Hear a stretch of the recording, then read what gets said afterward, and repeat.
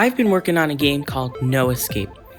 It's a 3D game where you do some sick parkour and blow up some buildings.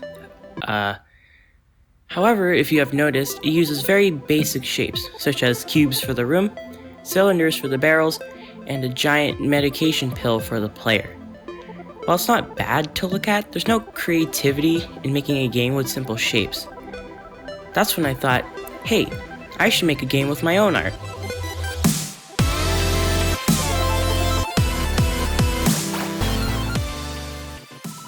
After doing some research, 3D modeling is out of the picture.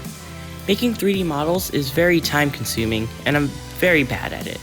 My best model is probably this pistol. So yeah, 2D game it is. Now there are also multiple types of 2D art. You have realistic forms, cartoons, pixel art, and stick figures. Now I'm bad at drawing as well, so I have to choose between pixel art and stick figures. And since skinny lines aren't very cool, I'm going to have to start working with pixel art. I found Piskel, a website for making sprites, so after a little planning, I made a cupcake with a cannon mortar thing on his head. Then I made an idle animation, which is really just moving the cupcake down a tile.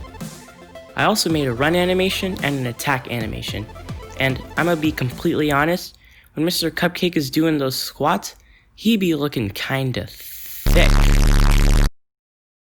I then imported him into the game, linked up his animations with some fancy code, and voila, we have a moving, jumping, squatting cupcake.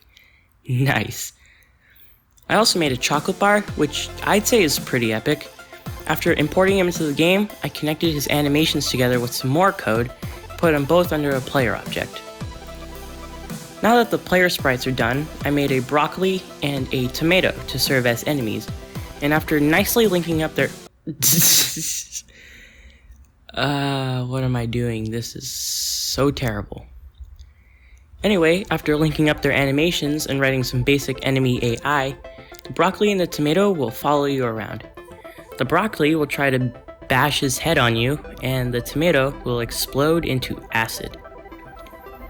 Since we have made enemies crying for your blood, we need to give the junk food some attacks as well. I made a bomb for the cupcake that explodes on impact and a dash effect for the chocolate bar. After coding a health and damage system, you can now blow up and slice apart the veggies. However, what's a health and damage system if you can't see how much health you have? I put together a health bar, linked it up with the system, and attached health bars to the player and to the enemies.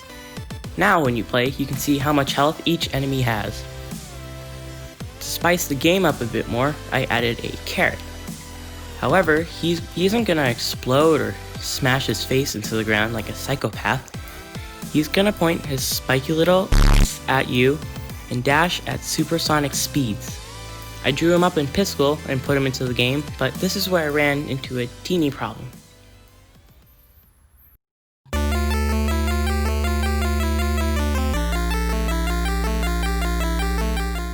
Before making the enemies, I determined that I was going to write a set of reusable scripts that can be applied to all enemies. The set included a movement script, a health script, and an attack script. However, because the carrot doesn't actually move without attacking, it doesn't really fit the set. Therefore, I have to scrap the attack script and write a new one for each enemy. So that's like a lot of work or something. I don't know. After finishing that up, I got back to work on the carrot. I'm not sure if you can tell from the clip, but I'm struggling with something new here. You see this eye enumerator thing here? That means I'm working with coroutines. Do I know what that is? Absolutely not. So let's do some research. Coroutines are computer program components that generalize subroutines for non-preemptive multitasking by allowing execution to be suspended and resumed. They are well suited for implementing familiar program components such as cooperative tasks, exceptions, event loops, iterators, infinite loops, and pipes. Yeah, I totally know what that means. Because this is new stuff to me, it took me literally 4 days to figure it out, but after some trial and error, it works. Almost as intended, so good enough. Now that we have our enemies, it's time to make a map, because what would a game be without some scenery? Going back once again to Piskel, I imported and scaled down an image of the inside of an oven. You're wondering why I'm not making my own oven? That's because I don't like working hard, and I know you don't either, so shut up and sit down. Also, why an oven? Because you are totally gonna see cupcakes fighting veggies in an oven. So yeah, that's that. I then put some colliders on the oven and boom, we got a map. There is an issue with this, and that is the fact that if we just start the game with an army of tomatoes, the player stands absolutely no chance of surviving. To fix this, we need a spawning system. Basically, every couple of seconds, enemies will come out from the side of the oven, and also, the longer the game goes on, the more enemies will spawn at the same time. This will continue until the player dies, giving him a constant flow of enemies. I also added a score system that adds a point every few seconds you survive, with bonus points if you kill enemies. That way, there's an actual point to the game, so you can play the game. Now, you may think I'm all done, but you'd be wrong. Of course you're wrong, you're not as smart like me. We need to finish up the game loop, which means we need to add a way to end the game, restart, and exit to the main menu. First, I added some post-processing so it's easier to tell when you're actually dead, and then made a script using coroutines again that turns up the post-processing and drops a menu with your score and buttons to exit or retry. Finally, I fixed up a couple bugs and added a main menu. You can clearly see the amount of effort I put into it. It's like a Picasso painting, which demonstrates my mastery of art. It's nothing complicated, but it's enough. And that, my friends, is how I learned to make a game with my very own pixel animations. If I decide to work on this some more, I'll definitely add more player characters and enemies, but also a save file system for high scores, a shop system for new characters and upgrades, as well as a map selector.